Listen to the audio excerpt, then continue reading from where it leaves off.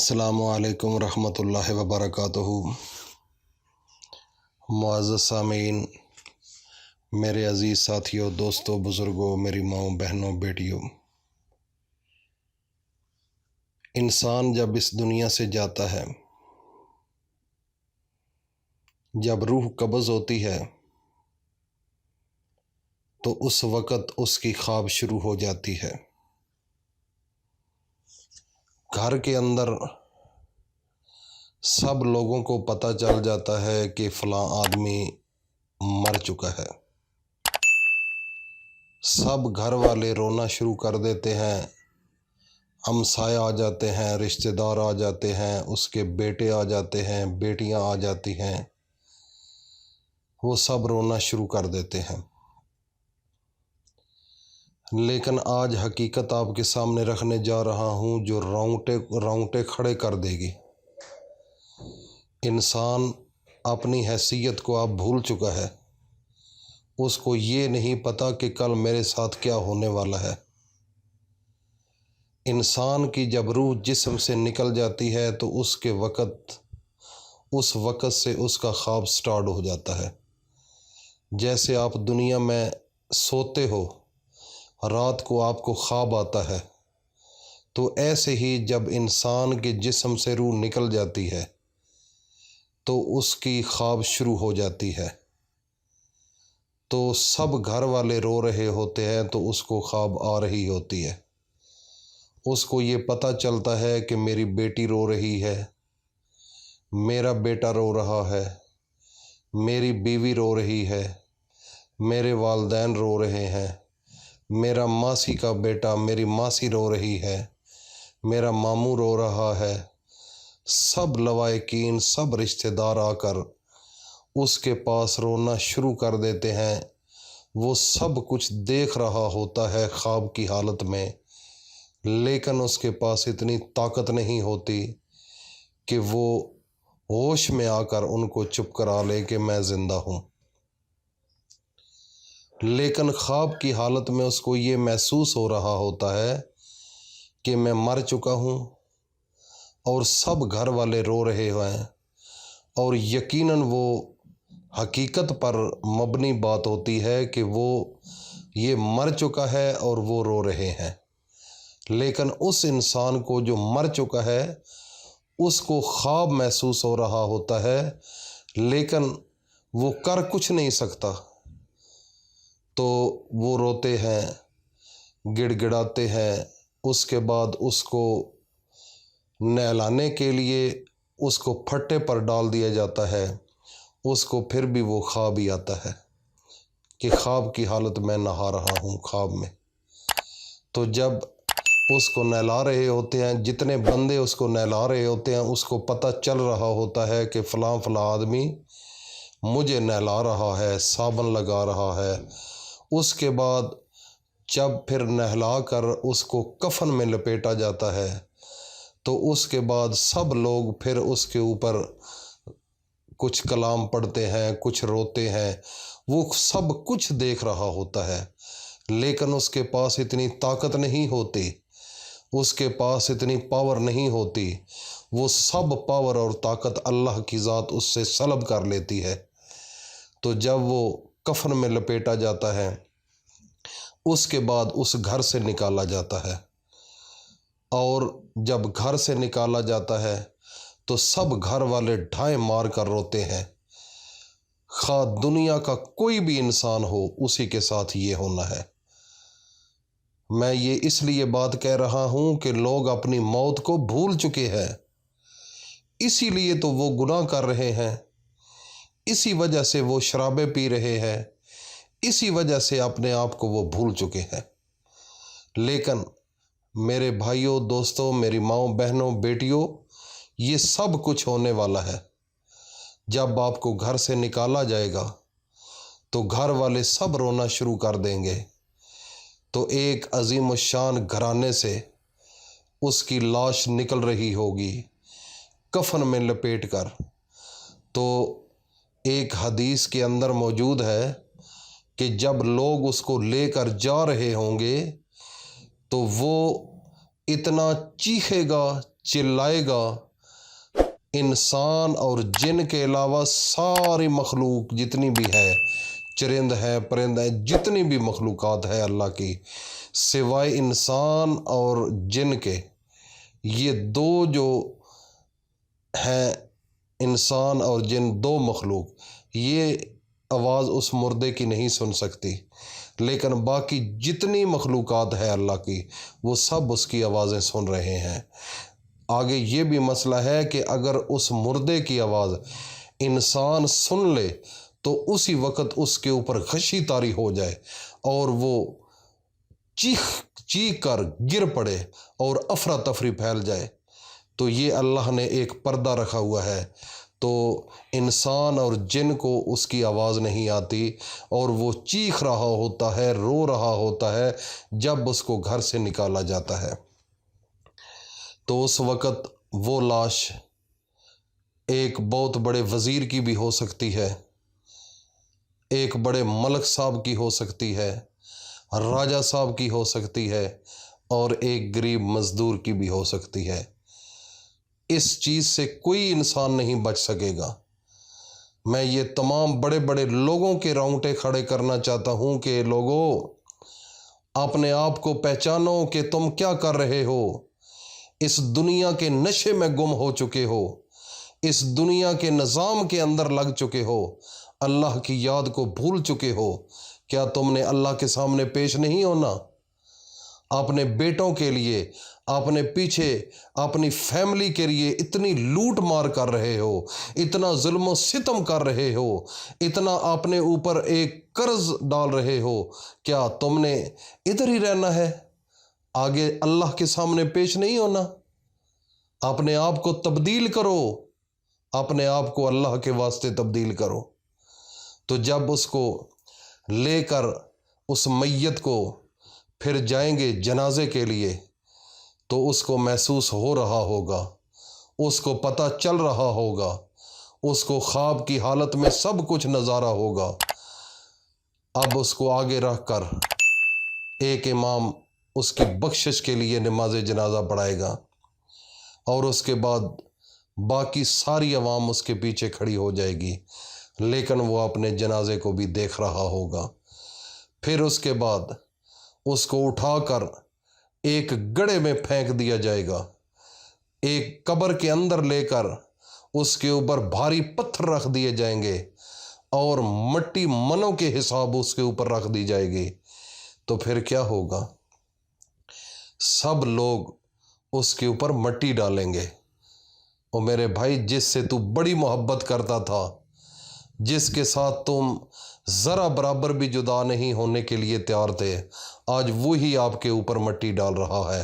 आपका बेटा आपकी कब्र पर मट्टी डाल रहा है, आपका बाप आपकी कब्र पर मट्टी डाल रहा है, आपका प्यारा जिगरी दोस्त आपकी कब्र पर मट्टी डाल रहा है कि इसको दबा दो, इसको इसकी कब्र बना दो। जब कब्र बन चुकी है, सब लोग घरों को चले गए, तो अब क्या है? उस वक़्त आपकी आंख खुलेगी, जैसे सोकर बंदा उठता है तो देखेगा मेरी कमीज़ नहीं है, मेरी शलवार नहीं है, तो ये किस जगह पर मैं हूँ? उस वक़्त उसकी सही, जैसे दुनिया के अंदर उसकी आंख खुलती है, इसी तरीके से उसकी कब्र के अंदर भी आंख खुलेगी। तो फिर देखेगा अंधेरा होगा, ऊपर भारी पत्थर होंगे, मनों के हिसाब से मट्टी होगी, कीचड़ होगा, तो कमीज़ भी नहीं, शलवार भी नहीं, एक कफन है, सफ़ेद कपड़ा है। जब वो देखेगा और सही देखेगा तो उस वक़्त चीखेगा, ज़ोर ज़ोर से चीखेगा, इतना चीखेगा कि अब उसकी आवाज़ सुनने वाला कोई नहीं। इतना वो घबराएगा।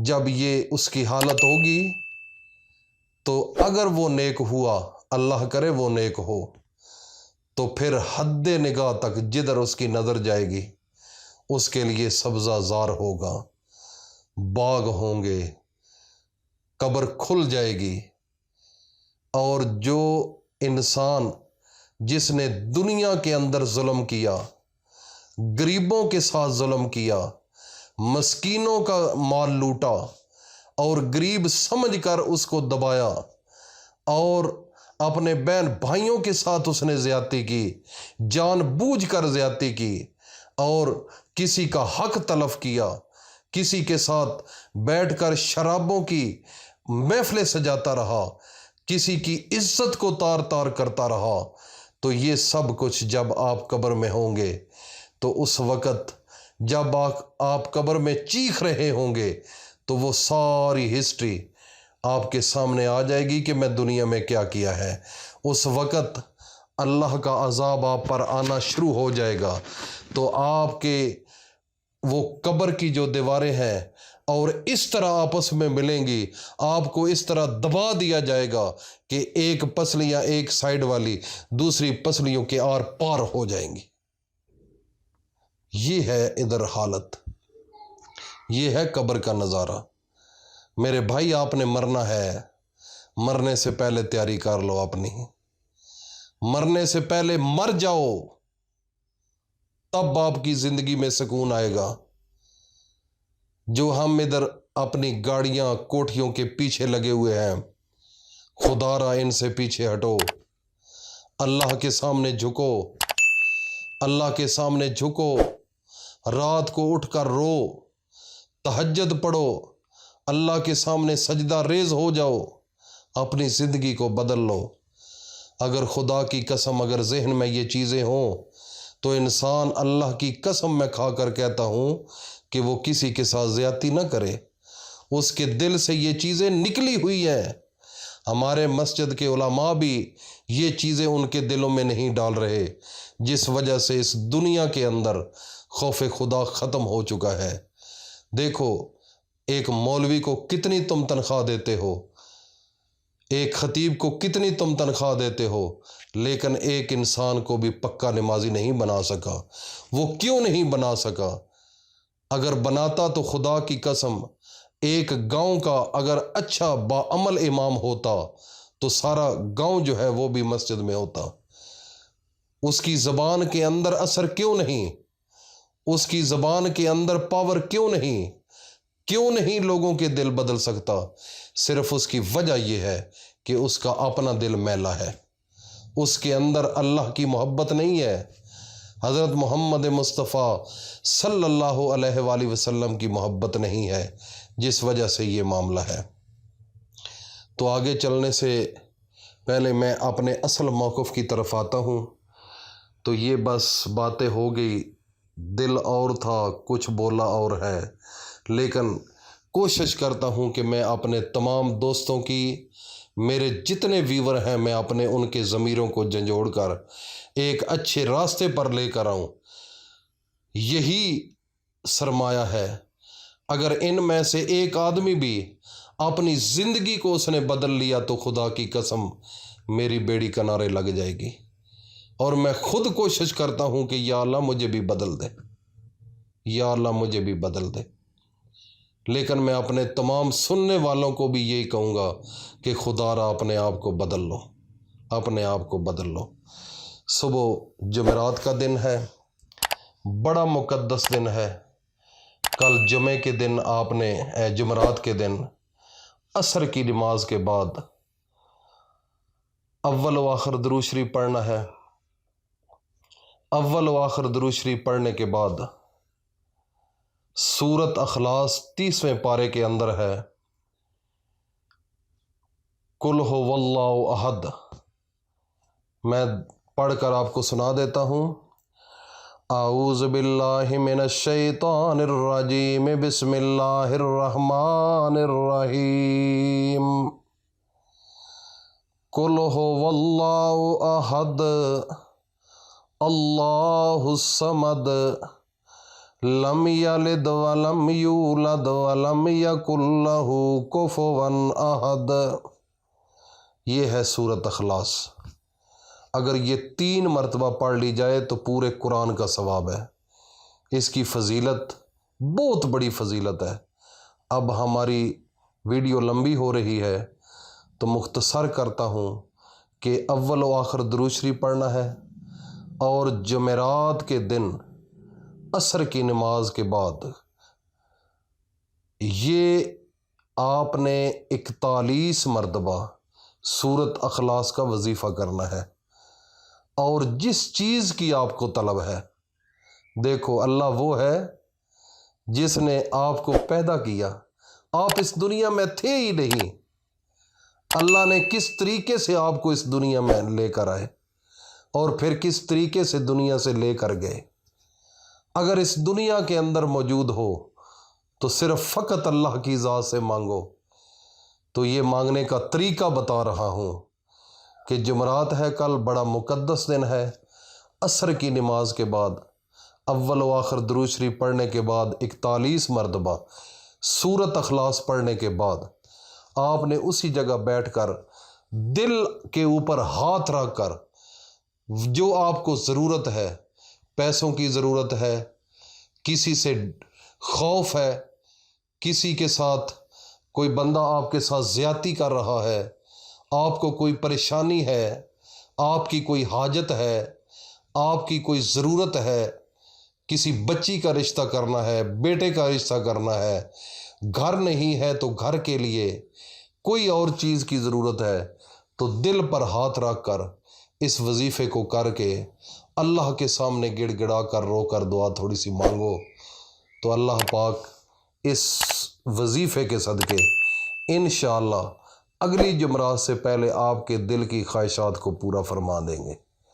یہ ایک بہت بڑی طاقت ہے، بہت بڑی طاقت ہے۔ یہ بندوں کے سامنے جھکنا، ان سے مانگنا چھوڑ دو، اللہ کے سامنے جھکو۔ خدا کی قسم وہی لوگ آپ کے لیے آپ کے کام آئیں گے، وہی لوگ جن کے سامنے تم مانگتے ہو، نیچے ہوتے ہو، عاجزی کرتے ہو، ان کو چھوڑو، اللہ سے مانگو۔ وہی لوگ آپ کو بلا کر کہیں گے کہ بیٹے بتاؤ کیا ضرورت ہے۔ تو یہ ہے اللہ کے اس کلام کی طاقت۔